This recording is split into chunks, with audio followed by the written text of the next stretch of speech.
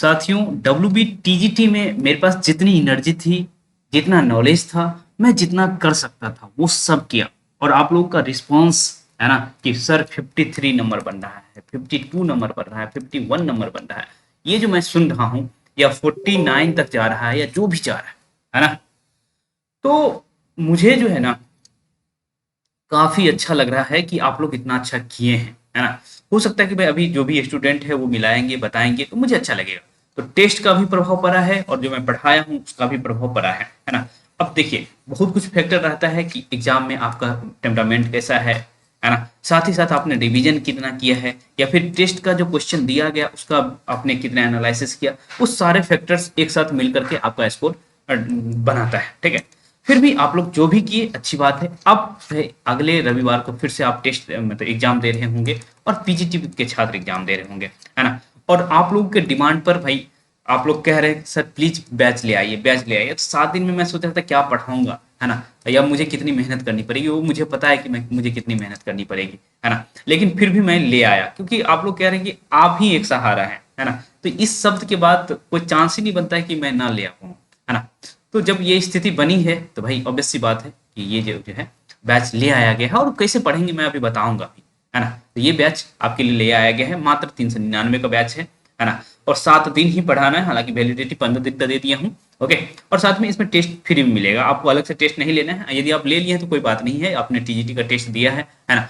यदि जो सिर्फ टेस्ट के लिए जुड़ना है तो इसी वाले बैच में अब TGT plus PGT test series वाले बैच में जुड़ जाइए, मात्र 1 से 1 का है ना। और ये वाले बैच में मैंने अच्छे से पढ़ाया, और इस वाले बैच में आप लोग खूब टेस्ट दिए, और एक साथ इतने लोग जुड़ गए, मुझे तो विश्वास ही नहीं हो रहा था कि भाई आखिर क्या देख रहे हैं आप लोग मुझ में, है ना। और उसके बाद जब एग्जाम देकर के एक दिन आए हैं, तीसरे या चौथे मिनट में मैं देख रहा था कि मेरे पास कॉल आ रहा है ना, कि थैंक यू सर, ये बहुत सारी बातें हो रही थी। तो मुझे काफ़ी अच्छा लग रहा था, और उसी उत्साह की वजह से, है ना, और साथ ही साथ आप लोगों की डिमांड की वजह से भाई मात्र 399 में, है ना, जो भी मैं कर सकता हूँ वो सब करूंगा, है ना। मेरे पास जो भी अनुभव है ना, JRF 99.99 परसेंटाइल का जो अनुभव है, PhD का जो भी ना अनुभव है, जो भी हमारे पास अनुभव है, सभी का हम आपको निचोड़ देंगे, जिससे कि आप अधिक से अधिक स्कोर कर सकें। और साथ ही साथ आपने देखा कि मेरा टेस्ट बनाने का जो स्टाइल है ना, वो बिल्कुल अलग है। अलग इसीलिए है कि भाई मैं एक क्वेश्चन आपको हलवा नहीं परोसता हूँ मैं, सिंपल सी बात है ना।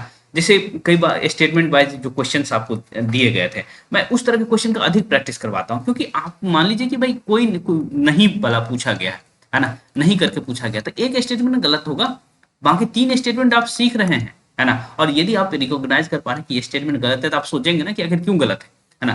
तो इस तरह से आप एक ही क्वेश्चन में 3-4 प्रश्नों को देख रहे होते हैं। तो ये तरीका है, तो वो 1 से 1 में ही जुड़ जाइए भाई। टेस्ट के लिए मैं बहुत ज़्यादा पैसा नहीं लेता हूँ, मैं जानता हूँ कि टेस्ट में मैं पढ़ाता नहीं हूँ, है ना।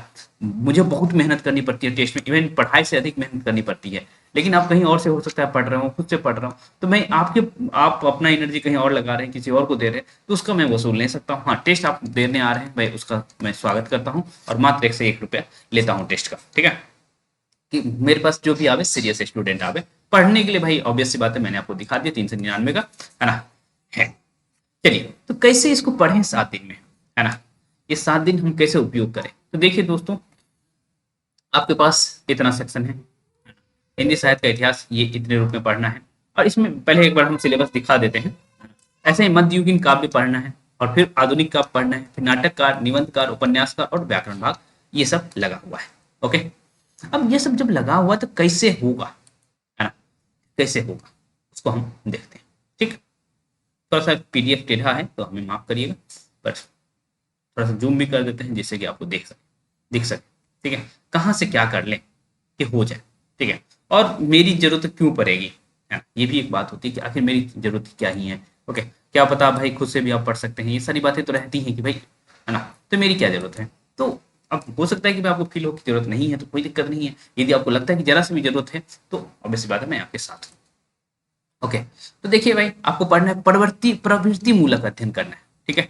अब आदिकाल की क्या प्रवृत्ति है भाई, भक्ति काल की क्या प्रवृत्ति है, रीति काल की क्या प्रवृत्ति है, और आधुनिक काल की क्या प्रवृत्ति। आधुनिक काल में भी, है ना, सिर्फ भारतेंदु युग द्विवेदी युग तक नहीं रह जाना है, छायावाद भी देखना है हमें, है ना, प्रगतिवाद भी देखना है, प्रयोगवाद भी देखना है, और उसके अन्य जो भी बात आते हैं उनको भी देखना है ना। इवन कहानियों के लिए अलग से देखना है, नाटकों के लिए अलग से देखना है। तो ये सारी चीज है ही। और खास करके जब ये लिख देता है ना हिंदी साहित्य का इतिहास, तो आप समझिए कि कविताओं का इतिहास आप ज्यादा पढ़ रहे होते हैं, है ना। चारों कालों की सामाजिक परिदृश्य क्या है, ठीक है। ऐसे ही प्रत्येक कालों के प्रमुख कवि और कवियों के सामान्य परिचयात्मक अध्ययन, है ना, तो कवियों के अध्ययन भी करना है। ओके, ऐसे ही हिंदी भाषा का विकास, हिंदी की बोलियां, है ना, ये सेक्शन मुझे बहुत मजा देता है क्योंकि इसमें से यदि मैं 10 क्वेश्चन बताऊं, है ना, यदि आपसे 5 क्वेश्चन पूछा जाए या 4 क्वेश्चन पूछा जाए तो वो 5 या 4 क्वेश्चन आ ही जाएगा, है ना, ये शानदार चीज है, ये मुझे मजा देता है। ओके, तो इसको भी मैं करूंगा, और कैसे करना है ये भी एक बार देख लीजिए। देखिए भाई, आपके पास ना, आपके पास सरस्वती पांडे की किताब होनी चाहिए, नहीं है तो भाई खरीद लीजिए, है ना, वैसे आसपास उपलब्ध रहता ही है, वहां से करिएगा। और खास करके ये वाला सेक्शन, है ना, ये वाला सेक्शन, ये जो आप देख पा रहे हैं ना, कवियों का परिचयात्मक अध्ययन, ये सरस्वती पांडे से आप कर सकते हैं। लेकिन ये सेक्शन भाई सामाजिक, इसमें स्टेटमेंट वाइज क्वेश्चन बनाएगा, प्रवृत्ति मूलक में स्टेटमेंट वाइज क्वेश्चन बनाएगा, लेकिन इसमें स्टेटमेंट में शायद ही बनाए, लेकिन बनाने के लिए भाई कुछ भी कर सकता है। मैं तो अधिकतर स्टेटमेंट वाइज क्वेश्चन पूछूंगा क्योंकि आप जो है अधिक से अधिक सीखें, है ना, मेरा फोकस यही रहता है। तो ये आप सरस्वती पांडे से कवर कर सकते हैं, ठीक है। लेकिन बहुत जगह ऐसा है, बहुत जगह ऐसा है कि जहां आपको भाई सब्जेक्टिव नॉलेज चाहिए, वो काम मैं करूंगा भाई। यदि आप कोर्स से जुड़ेंगे तो ठीक है, नहीं तो फिर ओवरव्यू तो दे ही दे रहा हूँ, आप कहीं और से भी कर सकते हैं, है ना।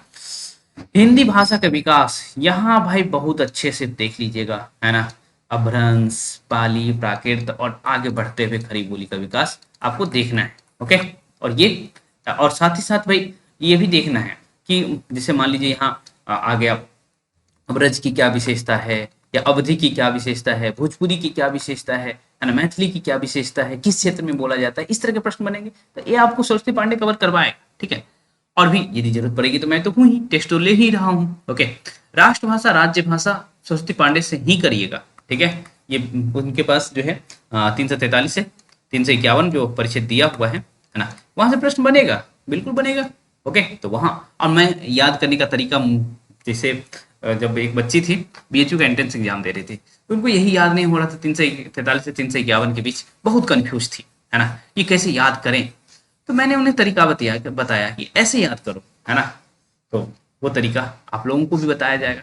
ओके, कि भाई ऐसे याद करो कि क्वेश्चन ऐसा आवे या कैसे भी आवे, क्वेश्चन आप सही करेंगे, वो तरीका है ना। क्योंकि जब मैं अपनी तैयारी कर रहा था, नेट जेआर की तैयारी, तो हर चीज को मैं कोडिंग करता था, इसीलिए हमारा 99.99% आया, है ना। मेरे से एक आध स्टूडेंट जरूर आगे होंगे, मैं मानता हूँ भाई, है ना, लेकिन इतना लाना अपने आप में बड़ी बात है, वो भी एमए के, है ना। आपका फर्स्ट सेमेस्टर खत्म हुआ है और अगले सेमेस्टर में आप प्रवेश भी नहीं किए हैं, और आपका रिजल्ट आता है कि आप इतना ले आए, है ना। तो ऑब्वियस सी बात है, जो भी टेस्ट लगा हुआ था, हालांकि इसमें टेस्ट यही लगा हुआ है ना। हालांकि ये जो कुछ कुछ लिख दिया है ना कि भाई कवियों की रचनाओं का काव्यात्मक या विश्लेषणात्मक जो भी लिखा है, तो ये कहीं ना कहीं इंडिकेट करता है कि आप लोग और थोड़ा सा एक्स्ट्रा पढ़ के आइए। ओके, तो ये जो दिया है, तो ये एक एक लाइन पढ़ाने वाला हूँ, क्योंकि आज मैं देख रहा था कि बिहारी जो पढ़ाया था उससे प्रश्न आया, है ना। ऐसा ही जो है कबीर पढ़ाया था उससे प्रश्न आया, तुलसी पढ़ाया था उससे प्रश्न आया, है ना, सूर से प्रश्न आया, हाँ बिल्कुल सूर से प्रश्न आया, है ना। और जिसमें अंगूर और जो है नीम की निबोरी को तुलना करके पूछा गया था, है ना। बिहारी का ऐसा दोहा था, आपको लग रहा था कबीर का है ना, ऐसा फील होगा। तो इस तरह की चीजें थी, तो वो मैं करवाया था। ओके, ऐसे ही बहुत सारे टेस्ट से जो क्वेश्चन आए थे, खास करके, है ना, राजनीति का बंटवारा से या फिर महाजनी सभ्यता से, है ना, जो भी क्वेश्चन आया था, जो मैं टेस्ट में लिया था वही आ गया था। बहुत सारे प्रश्न तो आप लोग देख ही रहे थे ना। कमाल बात यह है कि जो है मैं देख रहा था कि मैं इधर से, मेरा जो तरीका था, 20 से क्वेश्चन, ये कोई कविता की पंक्ति है उसके 20 से शब्द काट देने का, है ना, और आपको कहते थे भरो इसमें, है ना। कल तो मैं ये किया था कि पंक्तियों का 3 पंक्ति दे दिया था, चौथा पंक्ति मैंने कहा था कि भरो इसमें, है ना। तो ये सब काम आपको, काम, ये सब जो तरीका मैं अपनाया था, कहीं ना कहीं आपके एग्जाम में काम जरूर आया होगा। ओके, तो ये सारे तरीका मेरे पास मौजूद है, जो कि टेस्ट का स्टाइल है, और मैं पढ़ाने का भी तरीका अपना, भाई ऑब्वियस सी बात है, सबका अपना अपना तरीका होता है पढ़ाने का, है ना। सारे टीचर अच्छे होते हैं, किसी को कोई टीचर पसंद आता है, कोई टीचर किसी को पसंद आता है, लेकिन ये सारे इतने पद हैं भाई, कैसे करेंगे। तो इसके लिए मुझे ज्यादा देर पढ़ाना पड़ेगा, और ज्यादा देर का मतलब है सुबह शाम जो भी रहेगा, दोपहर जो भी रहेगा, वो हम देखते नहीं कि मुझे कितना पढ़ाना है, कब पढ़ाना है, हम बस ये देखते हैं कि हमें कंप्लीट कराना है, ठीक है। तो जैसे भी होगा मैं कंप्लीट करवाऊंगा, और आराम से कंप्लीट करवाऊंगा, ठीक है। सुबह का समय आप लोगों के लिए फ्री कर दूंगा, दोपहर और रात फिर हम अपने लिए रखेंगे, टेस्ट आपको देना ही पड़ेगा। तो सारा काम यही 7 दिन में होने वाला है। जो जुड़ेंगे उन्हें 399 का खर्च करना पड़ेगा, और टेस्ट देना है तो भाई 1 से 1 का खर्च करना पड़ेगा आपको, ठीक है। और भाई ऑब्वियस सी बात है कि सीरियसनेस चाहिए मुझे, है ना। आधुनिक काल के प्रमुख कवियों को पढ़ना है, प्रसाद को, भाई पंत को, निराला को, महादेवी को, इतना तो आप पढ़ेंगे, कितना किसमें, है ना, 6 बाद में पढ़ लेंगे। तो ये आगे नागार्जुन, तो नागार्जुन हालांकि पहले लिखना चाहिए था, आगे को बाद में लिखना चाहिए था, तो ये प्रगति बाद में पढ़ेंगे, ये जो है प्रयोग बाद में पढ़ेंगे आगे को, ठीक है। अब इनके रचनाओं को पढ़ना है ना। अब रचनाओं को भी किस किस डिटेल से पढ़ेंगे, है ना, तो वो भी देखने की बात है भाई, इनमें किस किस को पढ़ा जाए। तो एक बीएचयू का रेफरेंस भी मैं लूंगा, और साथ ही साथ आसपास जो एग्जाम्स होते हैं ना, उसका भी रेफरेंस लूंगा, जिससे कि भाई अधिक से अधिक आपका क्वेश्चन सही हो, ठीक है। ऐसे ही नाटककार के रूप में किसको पढ़ना है, जयशंकर प्रसाद को पढ़ना है, उपेंद्र नाथ अश्क को पढ़ना है, राम कुमार वर्मा को पढ़ना है, और राम मोहन राकेश की कृतियों को पढ़ना है। तो ये चूंकि मेरा काम नाटकों पे ही है, नाटकों पे भी मेरा रिसर्च है, तो ऑब्वियस सी बात है यहाँ भाई हेल्प तो जरूर होगा, ठीक है। ऐसा ही निबंधकार के रूप में प्रेमचंद, अभी जैसे महाजनी सभ्यता आप पढ़ के गए थे, तो वो भी निबंध ही है। हमारे पास प्रेमचंद का साहित्य का उद्देश्य पड़ा हुआ है, तो उसमें से कुछ चीजें निकाल के आपको दूंगा, है ना। ऐसे ही भीष्म सहनी या रेणु, हालांकि इनको निबंधकार के रूप में लिख दिए हैं, थोड़ी सी मुझे हंसी भी आ रही है, पर है तो है ना।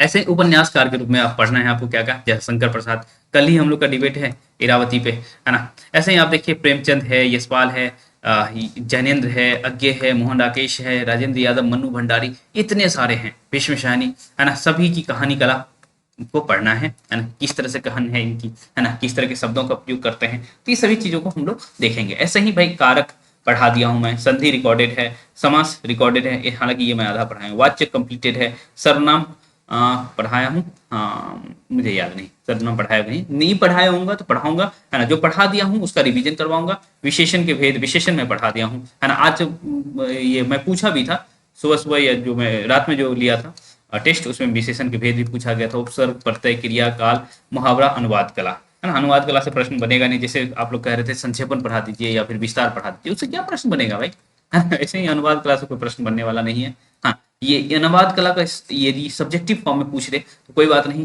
है ना। उसका भी बात मैं उसका भी कुछ करने वाला हूँ, है ना, कि किस तरह से अनुवाद कला से प्रश्न बन सकता है, उसको भी देखेंगे। ओके, तो ये सिलेबस है।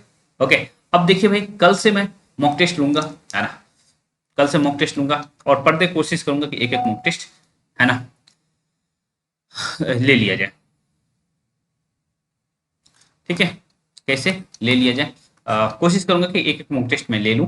ओके, जब तक आप एग्जाम देंगे। तो कल है कितना तारीख भाई, 8, 9, 10, 11, 12, 13 और 14, ठीक है। इतना दिन आप पढ़ेंगे मुझसे, 1, 2, 3, 4, 5, 6, 7, 7 दिन। एग्जाम क्या 15 को है ना। तो जो भी है मैं ये पूरा करवाने वाला हूँ पर डे, और संभव होगा तो मैं 2 टेस्ट भी ले सकता हूँ, लेकिन संभावना पे है, क्योंकि आप लोग इतना क्लास का बर्थडे देंगे हमें, तो वैसे बात है टेस्ट थोड़ा सा कम होगा। लेकिन इसमें देखिए पाठ आधारित भी टेस्ट होगा, कवि वाइज टेस्ट होगा, है ना, यूनिट आधारित टेस्ट होगा, ये सब भी होते रहेगा। और हमारे पास क्वेश्चन का बहुत सारा स्टॉक है ना। जो मेगा टेस्ट के फॉर्म में लिया हूँ उसको दे दूंगा कि भाई आप क्वेश्चन करिए ना, है ना। तो क्वेश्चन का स्टॉक की कमी नहीं है, वो मैं चला दिया करूंगा। तो ये सारी चीज है, तो आप चाहें तो हमसे जुड़ सकते हैं, नहीं तो कोई दिक्कत नहीं है। ऐसा नहीं कि भाई जुड़ना ही है ना। आपको लगता है कि हमारी तैयारी है अच्छी, तो कोई जरूरत नहीं है जुड़ने की, भाई सिंपल सी बात है ना, कि क्यों जुड़ना फिर, ठीक है। तो हम मिलेंगे कल से, कल शाम से फिर से जुड़ते हैं। ओके।